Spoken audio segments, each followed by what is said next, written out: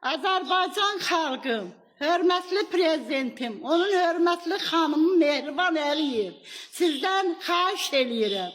Mənim uzun müddət şəhidimin, oğlum 1-ci qrup əlildir, özümün pensiyam, oğlumun sosial pensiyası, yoldaşımın şəhidlik pulunu, hamısını kömalayıb yığıb özümə, oğlumla özümə kəfən pulu yığmışam. Oğlum 1-ci qrup əlildir.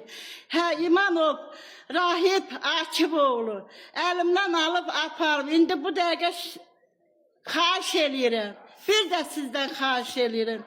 Azərbaycanın hörmətli oğlanları, qeyrətli oğlanları, Tərtər rayonunun rəisi, Tərtər rayonunun komissarı, Tərtər rayonunun başçısı, hamınızdan xahiş edirəm, mənə kömək əlinizi uzadın.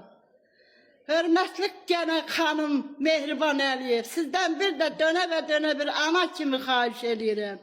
Mənim şəhid ailəsiyəm. 91-ci ildə yoldaşım 1-ci müharibədə şəhid olub. Ondan indiyənə kimi evladımla bərabər yaşamışıq. Nə qədər pensiya pulum var. Yoldaşımın şəhidlik pulunu hamısını yığıb kömalamışam. Xahiş edirəm.